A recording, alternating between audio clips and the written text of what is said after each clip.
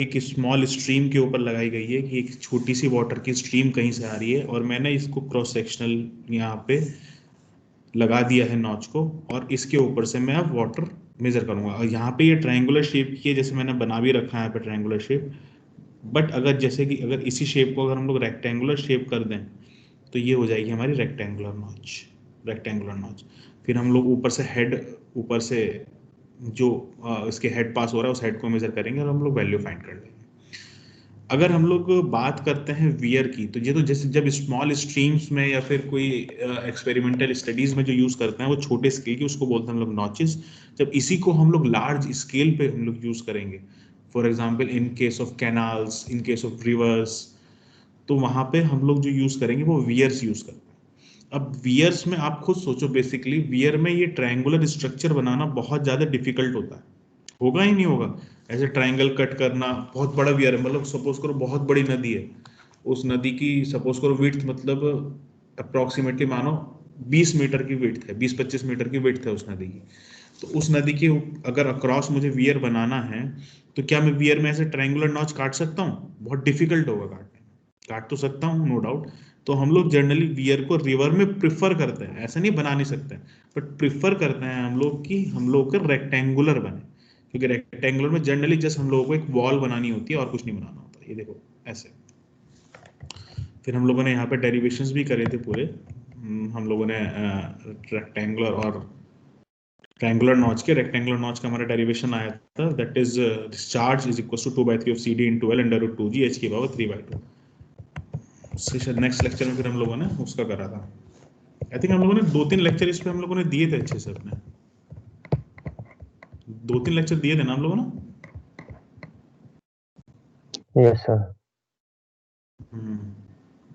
ठीक है, but basic problem क्या है कि आप लोग है ना रिवीजन नहीं करते हो पुराना। ठीक है, कोई इशू नहीं है, कोई दिक्कत नहीं है। मेन हम लोगों का मोटो एक ही है भी कि आप लोगों को समझ में आना चाहिए, आप लोगों के बेसिक कॉन्सेप्ट्स क्लियर होने चाहिए। बाकी कोई इशू नहीं है, चाहे मैं समझाऊं या सर समझाएं, कोई ऐसा इशू नहीं है, बट आप लोगों के बेसिक कॉन्सेप्ट्स क्लियर होने चाहिए। अगर कहीं पे किसी कॉन्सेप्ट्स में कंफ्यूजन है, कोई क्लियर नहीं हो रहा है, तो आप अभी पूछ सकते हैं, क्योंकि ये आपके जो बेसिक्स हैं ये फाइनल ईयर तक जाके आपके काम आएंगे। अगर आज के डेट में हम लोग बेसिक्स आपके ठीक नहीं करोगे अपने, तो फाइनल ईयर के सब्जेक्ट्स भी समझ में नहीं आएंगे, अगर आपके बेसिक्स क्लियर नहीं होंगे। और बेसिक्स क्लियर होने का सबसे बेस्ट तरीका है प्रैक्टिकल इमेजिनेशन। अपने माइंड में उसकी इमेजिनेशन करो कि कैसे होता है। फॉर एग्जाम्पल कोई ऐसी चीज है जो मैंने बताया आपको समझ में नहीं आ रही है, you can take help of Google and YouTubes.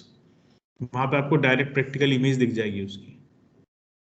ठीक है, तो प्रैक्टिकली जब तक सोचने की कोशिश नहीं करोगे किसी सब्जेक्ट को, तब तक वो सब्जेक्ट क्लियर नहीं होगा। एंड सेकंड थिंग कि अभी से ही आप अगर आपको कॉम्पिटिटिव एग्जाम की तैयारी करनी है, फॉर एग्जाम्पल देखो हमारे पास बहुत सारे, एक मैंने वीडियो भेजी थी, किसने देखी है वो वीडियो?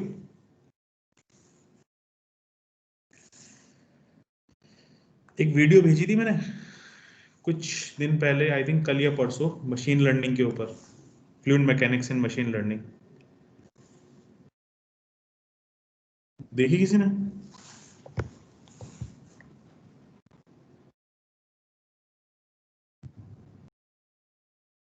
नहीं देखी? यस और नो, हाँ देखी तो हाँ, नहीं देखी तो नहीं देखी, ऑब्वियस ही बात है। मैं कौन सा तुम लोग को मारने को जा रहा हूँ? No sir. सिंपल सा आंसर करो ना, एक चीज पूछिए नो तुम्हारे साथ सर। उसका आंसर करना चाहिए। ठीक है, नहीं देखी आपने वीडियो? उस वीडियो में क्या था कि मशीन लर्निंग का यूज करा था इन फ्लूइड मैकेनिक्स के कॉन्सेप्ट को समझने में। मशीन लर्निंग ML आप लोग जानते होंगे आई थिंक, मशीन लर्निंग के बारे में कुछ जानते हो? मशीन लर्निंग के बारे में नो सर।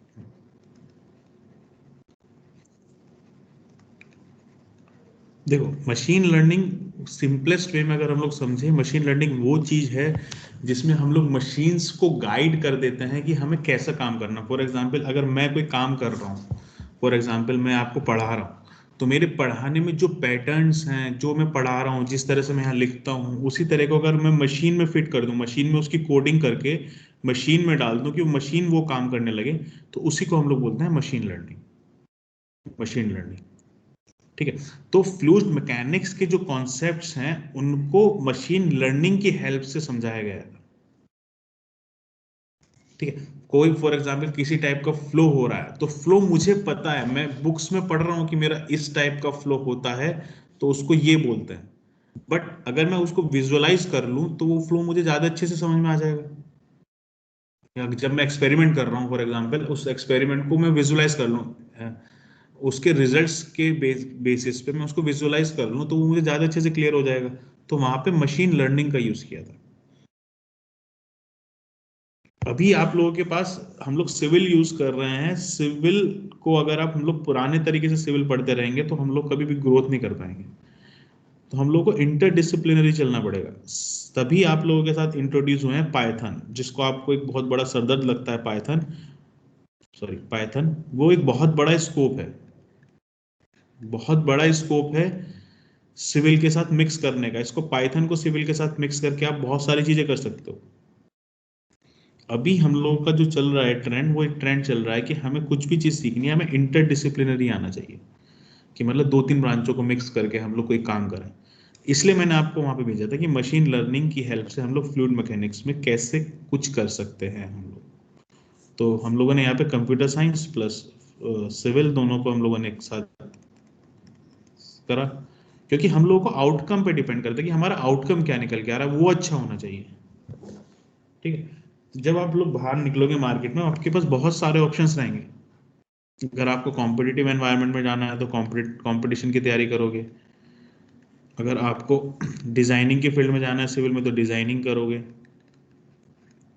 अगर आपको रिसर्च में जाना है तो आप रिसर्च करोगे। अगर आपको रिसर्च में जाना है, डिजाइनिंग में जाना है, कॉम्पिटिटिव कंस्ट्रक्शन आपको करनी है तो कंस्ट्रक्शन में जाओगे। तो एक फील्ड नहीं होती बाहर जाने के बाद, बहुत सारी फील्ड होती है, और हम लोगों को अभी से चूज करना पड़ेगा कि मुझे पसंद क्या है। ये मैंने, मतलब ऐसा मैंने सबके लिए नहीं भेजा है वो वाली वीडियो कि सब लोग करो उसको। जरूरी नहीं, तुम्हारी पसंद नहीं होगी, तुमको नहीं अच्छा लग रहा, मत करो उसको, कोई दिक्कत नहीं है। बट अगर क्या पता तुम्हारे आउट ऑफ 80 स्टूडेंट्स अगर किसी एक को भी पसंद है वो, तो वो भी एक अलग स्कोप है, उसको पता होना चाहिए कि ये चीज क्या होती है। ठीक है, तो अभी से अपने मतलब इंटरेस्ट को थोड़ा थोड़ा फाइंड करना शुरू कर दो। अभी मत ये मत सोचने कि अभी हम लोग सेकंड ईयर में ही हैं तो हम लोग, कोई दिक्कत नहीं है। अभी से थोड़ा थोड़ा इंटरेस्ट फाइंड करोगे तो माइट भी फाइनल ईयर तक जाते जाते आपको आपका इंटरेस्ट पता लग जाएगा कि सिविल इंजीनियरिंग के किस चीज़ में आपको इंटरेस्ट है। आपको रिसर्च में जाना है, आपको डिज़ाइन करनी है, आपको कंस्ट्रक्शन करनी है। बट हम लोग अपना इंटरेस्ट चूज करते हैं मार्केट के हिसाब से कि मार्केट में किस चीज़ की डिमांड है। आज ये चीज़ मार्केट में अच्छी चल रही है तो मैं इसमें अपना इंटरेस्ट बना लेता हूँ। कल वो चीज़ अच्छी चलेगी तो मार्केट में वो चीज़ को मार्केट कभी भी कांस्टेंट नहीं चलती। आज एक चीज की डिमांड है तो आप ये नहीं कह सकते कि 10 साल तक उसी चीज की डिमांड मार्केट के अंदर रहेगी ही रहेगी। डिमांड हर पॉइंट पे चेंज होती है। तो बेस्ट है आप अपनी इंटरेस्ट चूज करो और उस इंटरेस्ट के अंदर एडवांसमेंट लेके आओ, टेक्नोलॉजी के साथ इंट्रोड्यूस हो, अपने आप को अपग्रेड करके हाई लेवल पे ले जाओ। बेस्ट वो होगा कि इंस्टेड आज की डेट में मार्केट में भाई डिजाइनिंग की डिमांड है तो चलो मैं डिजाइनिंग में चला जाता हूँ, आज की डेट में मार्केट में रिसर्च की डिमांड है तो रिसर्च में चला जाता हूँ। कब तक तुम लोग चेंज करोगे? कल चेंज हो जाएगी डिजाइनिंग की फॉर एग्जांपल रिक्वायरमेंट, तो क्या कल फिर दोबारा चेंज कर दोगे फिर? तो अभी हम लोगों के पास एक ऑप्शन है कि हमें थोड़ा थोड़ा पता, यही बीटेक है। बीटेक में क्या है, इसलिए आपको हर चीज से इंट्रोड्यूस करा दिया जाता है। फ्लूइड मैकेनिक्स हो गया, ट्रांसपोर्टेशन हो गया, जियोटेक हो गया, इन सबसे इंट्रोड्यूस करा देगी, आपको सबके बारे में पता लग जाए कि ये चीज फ्लूइड मैकेनिक्स क्या होती है, ये क्या होती है, ये क्या होती है। बाद में स्पेसिफिकली किसी ब्रांच में जाना हो, आप आराम से घुस जाओ उसके अंदर। क्योंकि जब तक आपको ये नहीं पता होगा कि कौन सा सब्जेक्ट्स का क्या मतलब है, क्या मतलब नहीं है, तो आप कैसे किसी सब्जेक्ट के अंदर एंटर करोगे, कैसे किसी फील्ड के अंदर एंटर करोगे। ठीक है, तो थोड़ा बहुत एडवांसमेंट पे आप लोग ध्यान देते रहो, क्या क्या एडवांसमेंट हो रही है सिविल के अंदर, कैसे हम लोग इस चीज़ को एडवांस यूज कर सकते हैं। ठीक है, और जैसे कि अभी मैंने हम लोग फ्लूइड मैकेनिक्स से पढ़ रहे हैं। अगर आपका कॉम्पिटिटिव एग्जाम में निकालने का में इंटरेस्ट है, आप चाहते हो कि कोई गवर्नमेंट एग्जाम निकले आपका, तो अभी से ही फिर उनके कॉन्सेप्ट्स को क्लियर करते चले जाओ कि at the end of final, क्योंकि अभी आपके पास टाइम है। आपको जितना बड़ा सेमेस्टर ये करंट वाला मिला है, इतना बड़ा सेमेस्टर मुझे नहीं लगता फ्यूचर में कभी दोबारा भी मिल पाएगा। तो अगर ये इतना बड़ा सेमेस्टर मिला है तो यूनिट वाइज उसको दोबारा रिवीजन कर करके उसके क्वेश्चंस पुराने लगाने, ये सब करते रहो आराम से। तो मतलब जो भी करना है उसको अभी से सोच के थोड़ा सा माइंड प्रिपेयर करके रखना चाहिए। ऐसा नहीं है कि हर चीज फाइनल ईयर पर आपने छोड़ दो कि फाइनल ईयर में जब आओगे तब हम लोग देखेंगे क्या होगा क्या नहीं होगा। कैट इट। Yes yes sir. सर। ठीक है, तो थोड़ा सा फ्यूचर के बारे में सोचना भी आप लोगों को काफी जरूरी है कि हमारा इंटरेस्ट किस चीज में और हमें करना क्या है। उसके हिसाब से आप आज से डेवलपमेंट अपना स्टार्ट करना पड़ेगा, क्योंकि थोड़ा थोड़ा डेवलपमेंट करोगे तभी वो रिफ्लेक्ट करेगा फाइनल ईयर तक। फाइनल ईयर में सोचो आपको तुरंत स्ट्रेस मिल जाए, जो आपको 3 साल से बोला जा रहा है वो काम ना करके आपको 6 महीने दे दिया, या 3 महीने में आप बोलो 3 महीने में वो काम करो, तो 3 महीने में वो फिनिश नहीं आ पाएगी आपकी। 3 महीने में आप नहीं सीख पाओगे जो आप 3 साल में नहीं सीख, 3 साल में आपने अवॉइड किया वो 3 महीने में नहीं सीख पाओगे। तो अपनी चॉइसेस खुद को पता होनी चाहिए कि मुझे करना क्या है। और फील्ड कोई भी ऐसा आज की डेट में, फॉर एग्जांपल कंप्यूटर साइंस है तो चल रहा है, तो ऐसा नहीं है कि वो एक ही चलेगा, वो तो और कोई होगा नहीं। इंस्टेड कि हम लोग कंप्यूटर साइंस को भी अपने साथ मिलाएं, हम लोग कुछ ऐसा इनोवेट करें कि जो कंप्यूटर साइंस को हम लोग की सिविल में हम लोग इम्प्लीमेंट कर पाए। ठीक है, चलो ठीक है। हम लोगों ने लास्ट लेक्चर में न्यूमेरिकल करा था मेटासेंट्रिक हाइट के ऊपर। आई थिंक उस टाइम पे कोई प्रॉब्लम तो आई नहीं थी। तो हम लोग अब बात करते हैं रिजिड बॉडी मोशन की। रिजिड बॉडी सर मोशन, हाँ बोलो। सर वो एक समझ में नहीं आया था सर, जो डिजाइन करते हैं ना सर हम रोलिंग एक्शन के लिए। हम्म, सर वो क्योंकि सर उस दिन सर नेटवर्क सही नहीं था, उसको सर रिकॉर्डेड वीडियोस में सर पढ़ा था बाद में। तो क्या समझ में नहीं आता उसमें बताओ। सर मतलब पिचिंग के लिए सर डिजाइन क्यों नहीं करते, रोलिंग के लिए क्यों डिजाइन करते हैं सर फ्लोटिंग बॉडीज। ठीक है, फॉर एग्जाम्पल ये क्रॉस सेक्शन है जो कट कर रहा है मेरा वाटर सरफेस के साथ किसी भी बोट का। तो अगर मैं इसमें दो एक्सिस बनाऊं तो ये हो गया मेरा वाई वाई एक्सिस, और दूसरा हो डायरेक्शन में ये मेरा हो गया एक्स एक्स एक्सिस। सपोज करो ये बी है ये डी है, तो मुझे ये बताओ आई वाई वाई क्या होगा। I Y Y I Y Y क्या होगा, B D TV cube by 12 या फिर डी बी क्यूब बाई 12।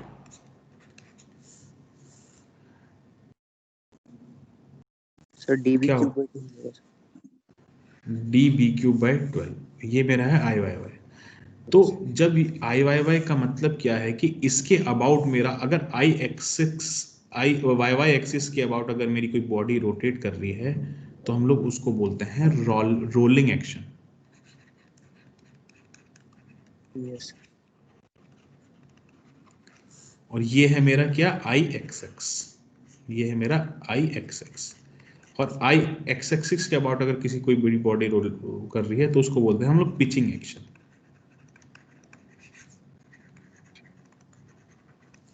तो अब हम लोग यहाँ से देख के तो साफ साफ बता सकते हैं कि I Y Y is less than I X X, मतलब I X X is greater than I Y Y. ये तो पता है ना, यस यस बता सकते हैं। तो अब मुझे पता है कि जो मेरे मेटासेंट्रिक हाइट का फॉर्मूला होता है that is equal to G M, वो होता है मेरा I upon volume of body submerged minus B जी।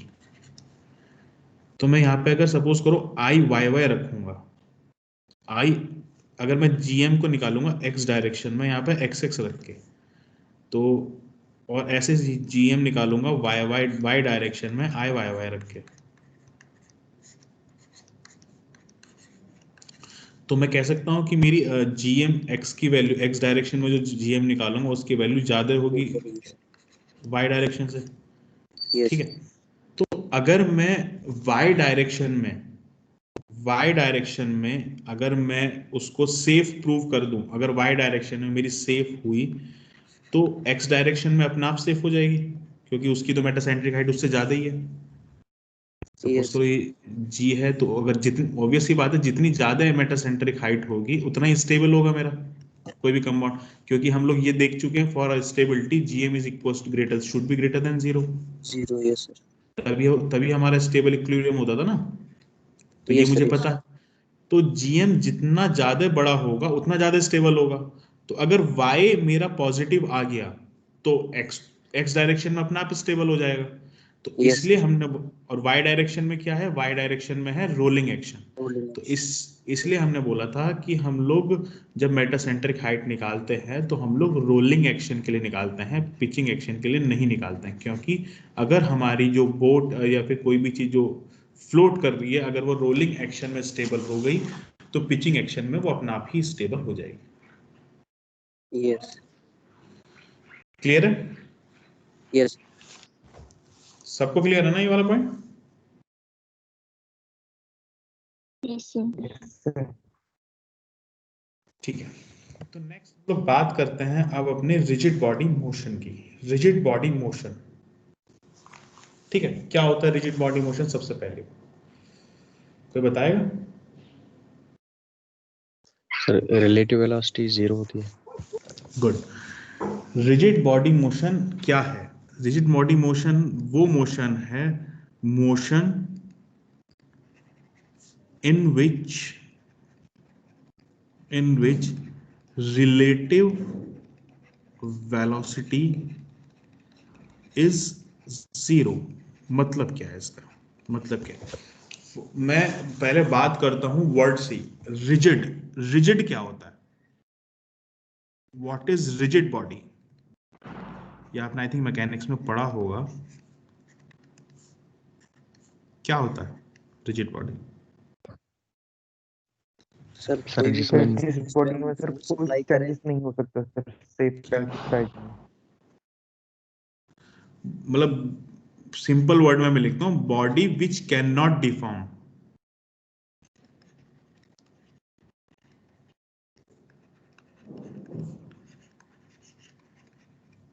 जो बॉडी डिफॉर्म नहीं होगी, डिफॉर्म मतलब जिसकी शेप एंड साइज में कोई चेंज नहीं होगा जब हम लोग उस पर फोर्स लगा। फॉर एग्जांपल, एक तरफ तो तुमने हाथ में फॉर्म ले ली, फॉर्म मतलब जानते हो फॉर्म जो होती है, स्पंज स्पॉन्ज जो होता है, ठीक है। यस एक तरफ मैंने हाथ में तुम्हें पत्थर दे दिया, ग्रेनाइट दे दिया, ग्रेनाइट दे दिया, तुमने यहाँ पे फोर्स लगाई इसको, ये क्या होगा? इसका वॉल्यूम चेंज होकर पतली हो जाएगी ना, ये ऐसी हो जाएगी।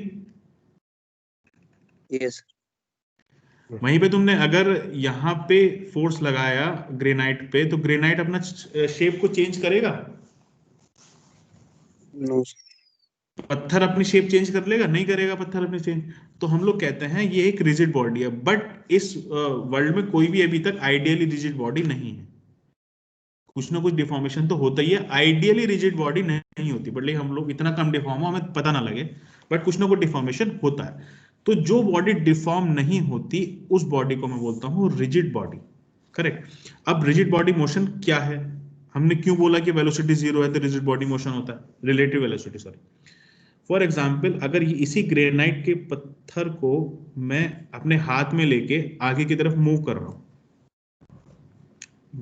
हूं, तो जब मैं इसको आगे की तरफ लेके मूव कर रहा हूं तो इसके हर पार्टिकल, जो इसका हर पार्टिकल है, क्या वो सेम वेलोसिटी के साथ मूव नहीं करेगा आगे की तरफ, उसी डायरेक्शन में?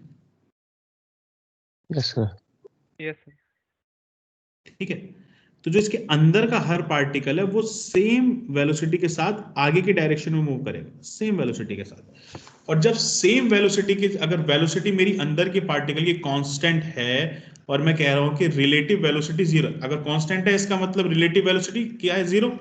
मतलब इनमें से कोई दो पार्टिकल चूज कर लूं मैं, उन दो पार्टिकल के बीच की वेलोसिटी डिफरेंस कितना होगा?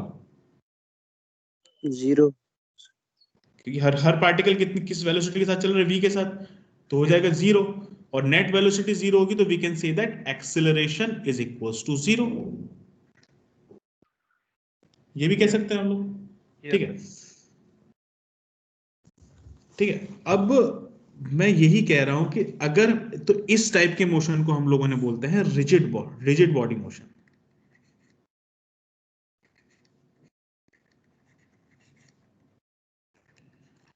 और जब इस टाइप का बिहेवियर कोई फ्लूइड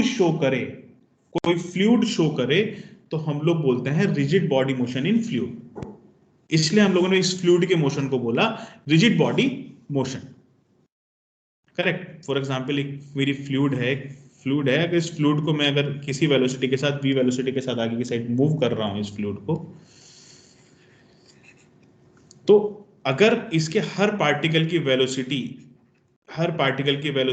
v है डायरेक्शन में v है, तो इसकी भी रिलेटिव वेलोसिटी क्या हो जाएगी, 0। और इस मोशन को बोलेंगे हम लोग रिजिड बॉडी मोशन। क्लियर है? क्लियर है? Yes sir. कोई क्वेश्चन है माइंड में तो बताओ। मतलब रिजिड बॉडी मोशन वो मोशन है जिसमें रिलेटिव वेलोसिटी दो पार्टिकल के बीच की 0 होती है, ठीक है? उस मोशन को हम लोगों ने बोला रिजिड बॉडी मोशन। करेक्ट। अब जो ये रिजिड बॉडी मोशन होते हैं, ये दो टाइप के रिजिड बॉडी मोशन होता है। First one is rotation, second one is translation.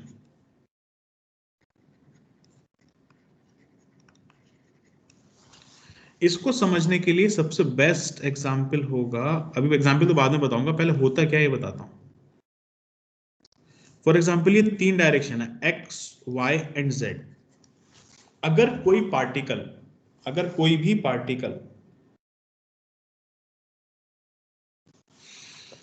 भी पार्टिकल अपनी एक्सिस के अबाउट रोटेट कर रहा है, फॉर एग्जाम्पल एक ये एक्स एक्सिस है, इस एक्सिस के अबाउट रोटेट कर रहा है, उसको बोलते हैं हम लोग रोटेशन। इस मोशन को हम लोग बोलेंगे rotatory motion.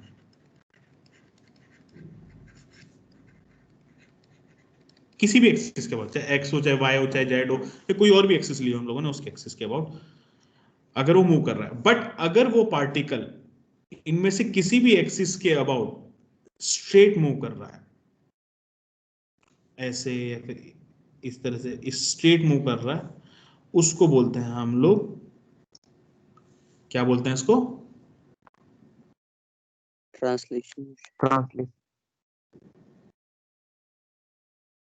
Translational motion.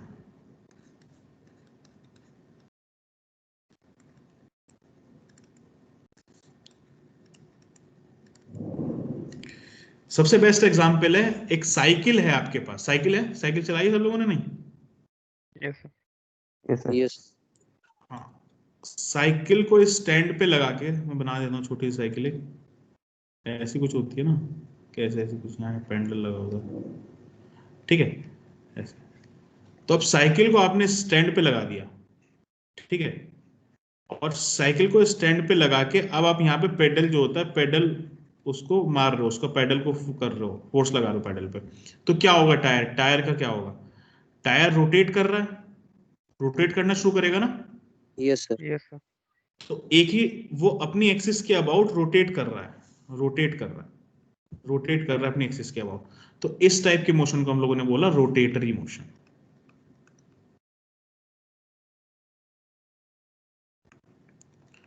But अगर आपने इस जो स्टैंड है, इस स्टैंड को उतार के फिर पेडल मार रहे हो साइकिल पे, तो क्या होगा?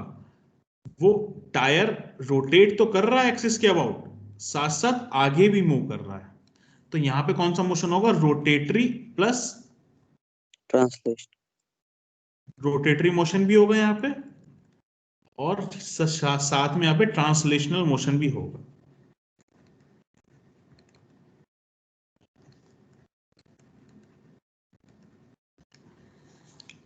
तो रोटेटरी मोशन क्या होता है, ट्रांसलेटरी मोशन क्या होता है, समझ में आया ना?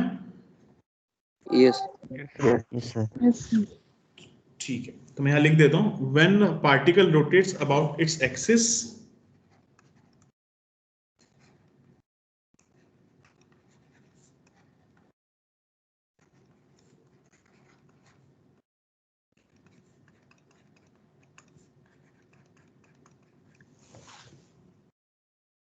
then it's called rotatory motion. When particle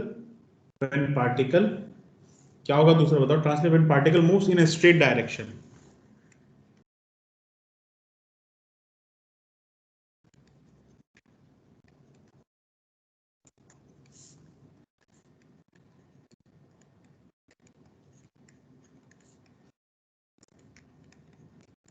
then it is called translational motion. Clear? Yes yes sir. अब एक एग्जाम्पल देखते हैं हम लोग, एक टैंकर का एग्जाम्पल देखते हैं हम लोग। I think acceleration of vessel ही है, ठीक है। एक टैंकर का एग्जाम्पल देखते हैं हम लोग। फॉर एग्जाम्पल एक टैंकर है,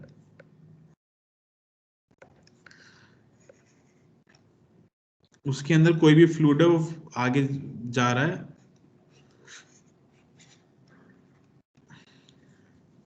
जब वो आगे की तरफ मूव कर रहा है, जब सपोज करो टैंकर रुका हुआ था, तो इसके अंदर जो फ्लूइड था उस पर कौन कौन से फोर्सेस एक्ट कर रहे थे?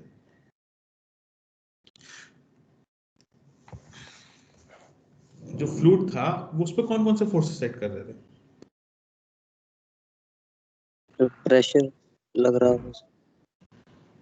सिर्फ एक फोर्स उस पर एक्ट कर रहा था, दैट इज स्टैटिक प्रेशर, जिसके बारे में हम लोग जानते हैं hydrostatic pressure, which is equal to dp by dz is equal to minus rho G. पढ़ा था हम लोगों ने। तो इसमें हर पार्टिकल के ऊपर, अगर मैं इसका क्रॉस सेक्शनल व्यू बनाऊं, तो इसमें हर पार्टिकल के ऊपर, अगर यहाँ पे इसका सरफेस है, तो इस प्लेन पे, एक पूरे प्लेन पे एक सेम प्रेशर एग्जिस्ट कर रहा होगा, सेम प्रेशर अप्लाई हो रहा होगा, which is called hydrostatic pressure, and value of this pressure is equal to dp by dz। मतलब अगर सपोज करो ये जेड डिस्टेंस है, अगर उसमें मुझे प्रेशर निकालना है, तो इस पूरी जगह पे रो जी जेड प्रेशर होगा। होगा या नहीं होगा? Yes sir. अगर अगर ये मूव नहीं कर रहा है, अगर ये मूव नहीं कर रहा है, बट मैं कह रहा हूं कि अगर ये मूव कर रहा है, अगर ये आगे की साइड मूव करता है, तो आपने देखा होगा जो इसका जो सरफेस है वो पीछे की तरफ हो जाता है। ये सरफेस ये जो आगे पीछे वाला सरफेस है, ये टिल्ट हो जाता है। देखा है नहीं देखा है? सर जब आगे मूव करते हैं। जब वो आगे की साइड मूव करता है, तो क्या होता है? जब आगे की साइड मूव करता है, तब उसका जो फ्लूइड का सरफेस है वो टिल्ट हो जाता है। तो क्यों टिल्ट होता है वो? तब सही इनर्शिया लग रहा है। वो इसलिए टिल्ट होता है क्योंकि अब उसके अंदर एक एक्सेलरेशन इंट्रोड्यूस हुआ है। अभी तक हॉरिजॉन्टल डायरेक्शन में कोई फोर्स नहीं था। यहां देखो, इस प्लेन पे मैंने बताया तुम्हें हॉरिजॉन्टल डायरेक्शन में कोई फोर्स नहीं लग रहा था, बट अब यहाँ पे एक हॉरिजॉन्टल डायरेक्शन में एक फोर्स एक्सपीरियंस होता है। क्योंकि पहले अगर ये पार्टिकल उठा के देखो, तो पहले नेट फोर्स जो हॉरिजॉन्टल डायरेक्शन में था वो जीरो था, क्योंकि पार्टिकल का मूवमेंट हो नहीं रहा था, पहले वो स्टैटिक था। बट अब ये एक फोर्स एक्सपीरियंस करेगा बस। अब ये जो पार्टिकल होगा, ये एक फोर्स एक्सपीरियंस करेगा, and this force is equal to mass into acceleration, according to the Newton's first law motion. Second law of motion. According to the Newton's second law of motion, ये होगा force equal to mass into acceleration. ठीक है, इस वजह से इसका जो surface होता है वो सरफेस टिल्ट होता है। क्लियर? Yes sir. ठीक है। तो अगर इस कंटेनर की बात करूं, यहाँ पे एक कंटेनर है और उसके अंदर एक फ्लूइड पार्टिकल है, और ये इसको एक्सेलरेट करा जा रहा है एक्स डायरेक्शन में, तो यहाँ पे F X not equal to होगा जीरो। अगर acceleration not equal to zero है, तो एफ एक्स भी मेरा नॉट इक्वल टू होगा जीरो। बट अगर मैं यहाँ पे रिजिड बॉडी मोशन की बात करूं, कि अगर इस बॉडी के अंदर मेरा रिजिड बॉडी मोशन हो रहा है, हर पार्टिकल सेम वेलोसिटी के साथ ट्रीट कर रहा है, अगर एक्सेलरेशन, तो उसका मतलब एक्सेलरेशन इक्वल टू जीरो है, तब मेरा net force equal to zero. तब मेरी बॉडी को हम लोग ट्रीट करेंगे एज अ फ्लूइड, स्टैटिक की तरह, स्टैटिक फ्लूइड। ठीक है। तो स्टैटिक फ्लूइड का मतलब कोई वो खाली वही फ्लूइड को स्टैटिक फ्लूइड नहीं बोलते कि जो रेस्ट पे हो। मतलब अगर मेरा फ्लूइड कोई रेस्ट पे है, तो मैं उसको नहीं बोलूंगा कि वो स्टैटिक, खाली वही स्टैटिक की तरह बिहेव नहीं करता है। बट अगर फ्लूइड के अंदर एक ऐसा मोशन हो रहा है जो कि रिजिड बॉडी मोशन है, तो उसको भी हम लोग एक स्टैटिक फ्लूइड की तरह ट्रीट करते हैं, क्योंकि उसके अंदर सिर्फ एक फोर्स लगता है, which is called hydrostatic force. Clear है?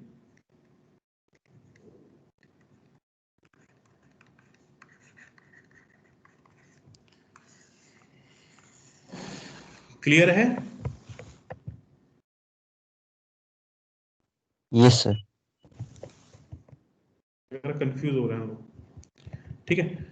तो रिजिड बॉडी मोशन में मैं आपको क्यों बता रहा, दोबारा बताता हूँ। रिजिड बॉडी मोशन समझ में आ गया होगा। मैं ये कह रहा हूँ कि रिजिड बॉडी मोशन के अंदर सिर्फ एक टाइप का फोर्स लगता है, which is called hydrostatic force, इसलिए उसको भी हम लोग स्टैटिक फ्लूइड की कैटेगरी में रखते हैं।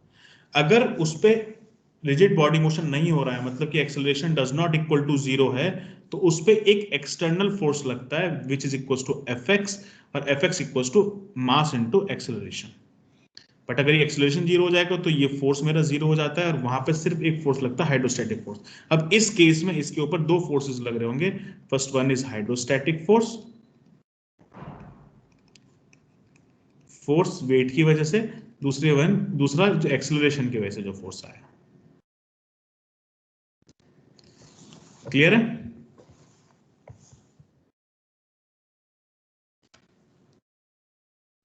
Yes sir. सबको क्लियर है, नहीं क्लियर है? Yes sir. यस ठीक है। सर। अब हम लोग एक डेरिवेशन करते हैं। डेरिवेशन के अंदर हम लोगों को एक्सेलरेशन हमें पता करना है कि कितना प्रेशर लग रहा है, कि अब क्या किस हिसाब से प्रेशर का चेंज हो रहा है। तो उसके हिसाब से हम लोग क्या करते हैं, हमने क्या करा, एक कंटेनर हम लोगों ने लिया। उस कंटेनर के अंदर फॉर एग्जांपल एक फ्लूइड था। तो फ्लूइड को हम लोग जब आगे की साइड, फ्लूइड का लेवल था ये, यहाँ पे फ्लूइड का लेवल था। तो जब हम लोगों ने फ्लूइड को आगे की तरफ एक एक्सेलरेशन दिया, अब फ्लूइड सपोज करो कोई भी फ्लूइड है, तो उसकी डेंसिटी यहाँ पे रो थी, तो ये रो थी, हमने यहाँ पे अज्यूम कर लिया कि ये डेंसिटी थी फ्लूइड की, डेंसिटी ऑफ फ्लूइड, ठीक है।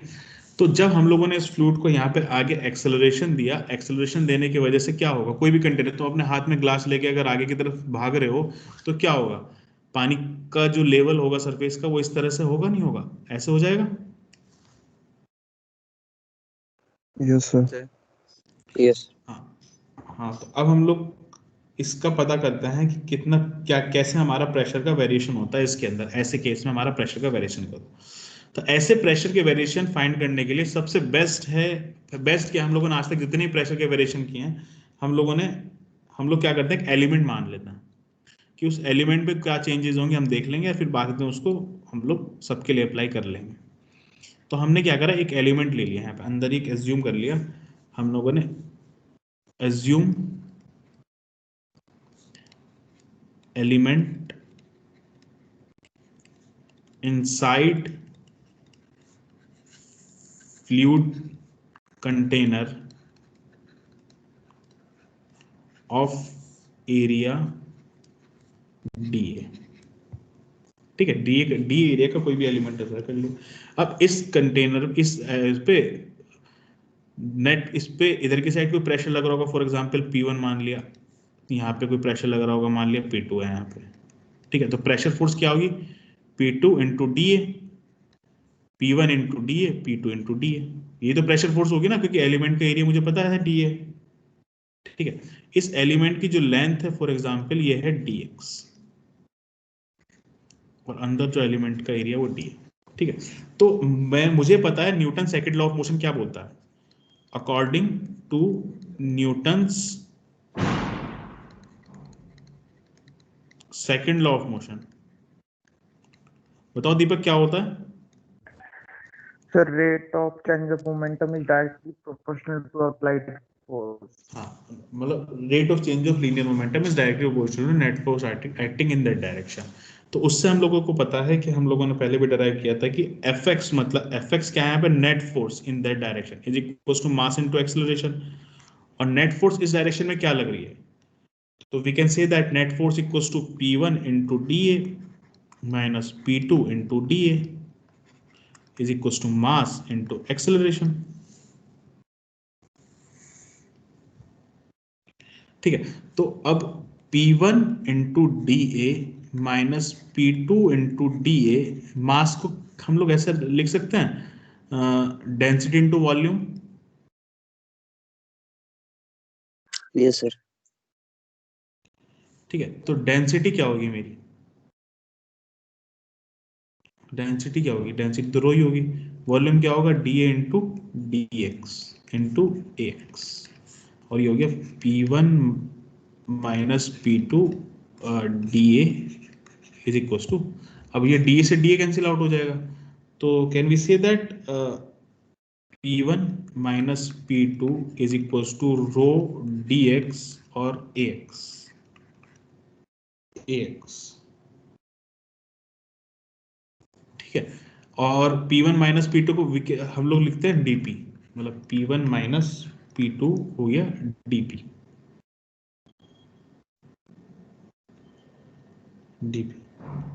ठीक है। तो can we say that dP over dx is equals to rho ax,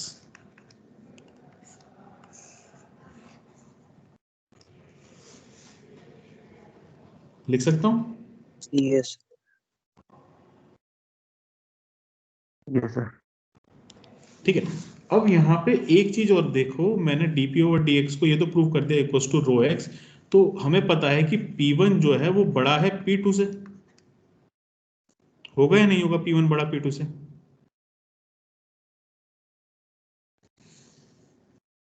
क्यों होगा P1, क्यों होगा P1 एक्स ज्यादा है सर। क्योंकि इसकी जो हाइट है और इसकी हाइट है, जो फ्री सरफेस से अगर हाइट लें तो पॉइंट नंबर 1 पे जो हाइट है वो ज्यादा होगी, पॉइंट नंबर 2 पे हाइट कम होगी, तो हम लोग को पता है P1 is greater then P2, तो यहां से हम लोग एक चीज हम लोग को और पता लग रहा है कि प्रेशर जो है वो डिक्रीज हो रहा है in direction of, motion is decreasing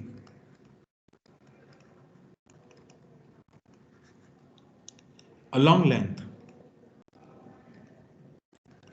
और जब प्रेशर डिक्रीज हो रहा है तो we can say that dP over dx is equals to minus rho ax, तो माइनस साइन हम लोगों ने इसके लिए लगाया कि x डायरेक्शन के अलोंग हमारा जो प्रेशर है वो डिक्रीज हो रहा है। बात क्लियर है यहां तक या नहीं? Yes, sir. Yes, sir. ठीक है ना, तो यहां से हम लोग को पता लग गई ये चीज, अच्छे से देख लो, सब क्लियर है ना? Yes, अब sir. हम लोग इसमें एक रिलेशन फाइंड करते हैं जो आगे हमारे न्यूमेरिकल्स में काम आएगी। 1 सेकेंड,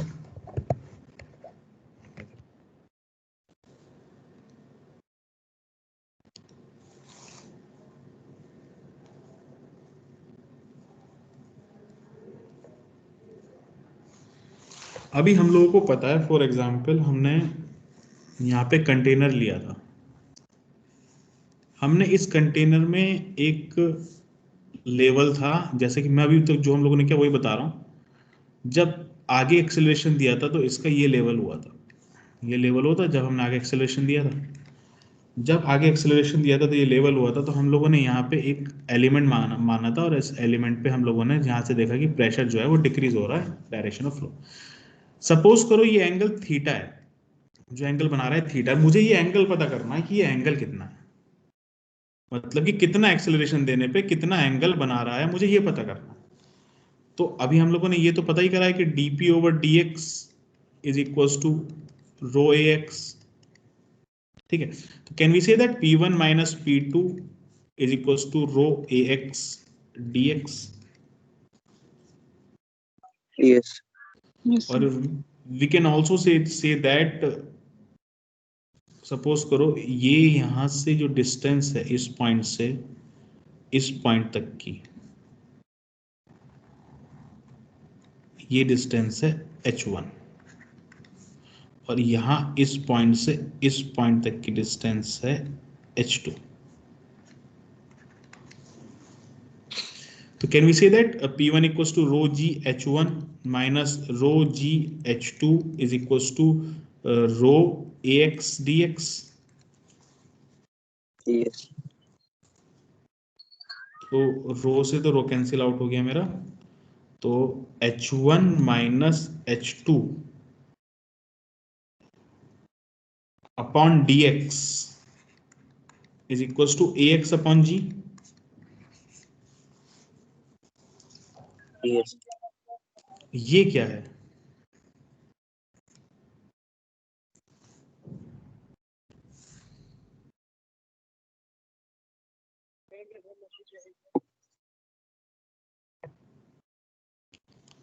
ये देखो H1 माइनस H2 क्या है? क्या H1 माइनस H2 ये पोर्शन नहीं, ये डिस्टेंस नहीं है जो मैंने ग्रीन एरिया से दिखाई है? यस तो ये थीटा है तो ये भी थीटा होगा, कोरस्पॉन्डिंग एंगल। और can we say that tan theta is equals to H1 minus H2 upon dx? क्या बोल सकता हूं मैं?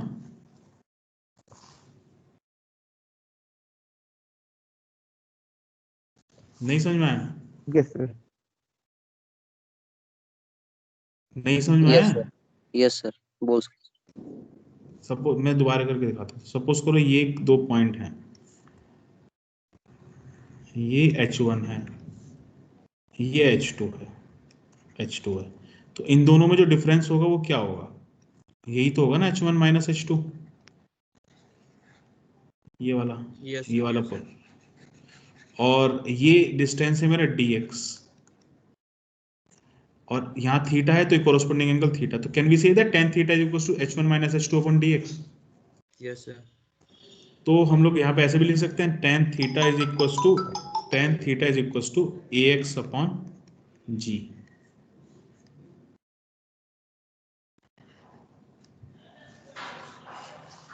ऐसे ही बोल सकते हैं ना? तो ये होगी रिलेशन मेरी एक्सेलरेशन और थीटा के बीच में, ये फॉर्मूला याद रखना, इंपॉर्टेंट फॉर्मूला। लेक्चर में कोई इशू आज के बताओ जल्दी। बिल्कुल। No sir. ठीक है, आज हम लोग लेक्चर यहीं ओवर करते हैं क्योंकि सिलेबस आज पूरा सर। तुम्हारा वैसे भी। हाँ sir H1 minus H2 yes sir. क्या हुआ, कुछ प्रॉब्लम? नहीं सर। चलो कंजर्वेशन ऑफ वॉल्यूम वाला एक टॉपिक और बता देता हूँ तुमको इसके अंदर। देखो, अगर मेरे पास कोई एक ऐसा केस आता है कि मैं कह रहा हूं कि अगर मेरा आगे एक्सेलरेशन दे रहा हूं, एक्सेलरेशन देने पे मेरा वाटर स्पिल नहीं करना चाहिए, जो भी फ्लूइड हो वो स्पिल नहीं करना चाहिए, ऐसे कितना एक्सेलरेशन दो या फिर कैसे, कब, कौन सा केस होगा कि जिसमें मेरा वाटर स्पिल नहीं कर पाएगा? तो मैं कैसे निकालूंगा? तो वाटर कब स्पिल नहीं कर पाएगा? जब वाटर कब तक स्पिल नहीं कर पाएगा? जब तक वो यहां तक इससे ऊपर ना जाए। मतलब अगर इस लाइन को उसने क्रॉस कर दिया तो ये स्पिल होके बाहर निकल जाएगा। बात क्लियर है नहीं? Yes yes sir. ये टॉप मोस्ट मैक्सिमम पॉइंट है ना। फॉर एग्जांपल सरफेस से लेके मैं कह रहा हूं कि इसकी मैक्सिमम डिस्टेंस है x, और ये जब यहां ऊपर जा रहा है तो कुछ ना कुछ यहां से नीचे भी जाएगा, y नीचे भी जाएगा ना। तो मैं कह रहा हूं कि कंजर्वेशन ऑफ वॉल्यूम रहना चाहिए भाई, जितना मेरा, चाहे तुम कितना भी एक्सेलरेशन दे दो, बट मेरा वाटर नहीं गिरना चाहिए। ऐसा कौन सा केस होगा? तो इसका मतलब कंजर्वेशन ऑफ वॉल्यूम का मतलब क्या है कि जितना एक्सेलरेशन देने से पहले मेरा वाटर था, इनिशियल टाइम पे वॉल्यूम था, उतना ही मेरा फाइनल में वॉल्यूम होना चाहिए। यस ठीक है, तो सपोज करो कि ये कुछ रेक्टेंगुलर है और इसकी विड्थ b है, और इनिशियल लेवल पे जो इसकी हाइट थी वो कैपिटल H थी, और अंदर की जो डेप्थ है वो d है। अंदर की जो डेप्थ होगी ना इसकी वो d है, d डेप्थ। तो इनिशियली वॉल्यूम कितना था मेरा? Can we say that initial volume मेरा कितना था? b into d into h। Yes यही होगा ना। और फाइनल वॉल्यूम के बराबर होगा, वो कैसे होगा? अब तो मैं टोटल वॉल्यूम निकाल लेता हूं। तो जो फाइनल वॉल्यूम होगा वो दो टाइप के वॉल्यूम को कंप्राइज कर रहा है, एक तो नीचे क्यूबॉइड वाला पार्ट और ऊपर ट्रायंगुलर वाला पार्ट। तो क्यूबॉइड वाला पार्ट कितना है? Can we say that b into h minus y, yes sir. Yes sir. और ऊपर ट्रायंगुलर वाला part 1/2 into b into x plus Y. और ये तो टोटल एरिया हो गया, और इसको मल्टीप्लाई कर देते हैं हम लोग डेप्थ से d, तो हमारा टोटल वॉल्यूम निकल के आ जाएगा ना, टोटल वॉल्यूम निकल के। यस ठीक है, तो अब तो d से d कैंसिल आउट हो गया हमारा, d से d कैंसिल आउट हो गया, और b भी कॉमन है यहाँ पे, तो b से भी कैंसिल आउट कर देते हैं, b से भी कैंसिल। तो can we say that h is equals to h minus y plus x plus y upon 2, और यहाँ से एच एच है तो एच भी कैंसिल आउट हो जाएगा ना। तो Yes. Can we say that y equals to x plus Y divided by 2, और we can also say that 2y equals to x plus Y, और we can say that x equals to y। मतलब जब मेरा जितना ऊपर जा रहा है लेवल उतना ही नीचे जाएगा, तब जाके मेरा जो वाटर है वो कंजर्व रहेगा। तो this is the case of conservation of volume when x is equals to y। मतलब जितना ऊपर जा रहा है उतना ही नीचे जाएगा, तब मेरा जो वाटर होगा वो कंजर्व रहेगा, then the fluid is conserve. समझ में आया? Yes. Yes, sir. ठीक है, तो अब इसमें न्यूमेरिकल्स बचे हैं, बस कुछ न्यूमेरिकल्स हम लोग लास्ट करेंगे, तब हमारी यूनिट 1 ऑलमोस्ट कंप्लीट हो जाएगी। यूनिट 1 तुम लोग अभी भी बोल रहा हूँ मैं, अपना से प्रिपेयर करो, नोट्स प्रिपेयर करते रहो अपने से भी, और देखते रहो, कोई इशू होगा तो हम लोग डिस्कस कर लेंगे, कोई दिक्कत नहीं है। यूनिट 1 आपकी कंप्लीट होने वाली है ऑलमोस्ट, 1 से 2 रेमेडियल क्लास, 1-2 भी नहीं बल्कि एक ही रेमेडियल क्लास बची, एक ही रेमेडियल क्लास के अंदर आपकी यूनिट 1 कंप्लीट हो जाएगी। तो according to me unit 4th and unit 5th and unit 1st is complete for all lateral as well as regular student. कोई इशू है इसमें? मेरी स्टेटमेंट में किसी को कोई प्रॉब्लम है? No, sir. No, sir. No, sir. No, sir. Unit 1st 4th और 5th हम लोगों ने कंबाइन कंप्लीट कर ली है, तो 1st 4th 5th के अंदर आपको कोई प्रॉब्लम नहीं होनी चाहिए मेरे हिसाब से। अगर आपको कोई प्रॉब्लम है तो आप लोग मुझे बता सकते हो, ठीक है। और जहां तक बात रही यूनिट 2nd और 3rd की, नेक्स्ट हम लोग जब हमारा सिलेबस भी कंप्लीट हो जाएगा 5th, उसके बाद हम लोग यूनिट 2nd और यूनिट 3rd का कंप्लीट डेली उसी का करके हम लोग उसको भी जल्दी खत्म कर देंगे, क्योंकि 5th यूनिट ऑलमोस्ट 20 जनवरी तक खत्म हो जाएगी। उसके बाद जो भी टाइम बचेगा हम लोग 2nd और 3rd यूनिट ही रिवाइज करेंगे, ठीक है। बाकी कोई इशू हो तो आप मेरे साथ शेयर कर सकते हो। फ्लूइड मैकेनिक्स से हम लोग तेज तो नहीं चल रहा है ना कुछ, हम लोग सही है ना स्पीड तो हमारी? Yes, Yes, sir. sir. Speed ये रही है आपकी। ठीक है, चलो सही है।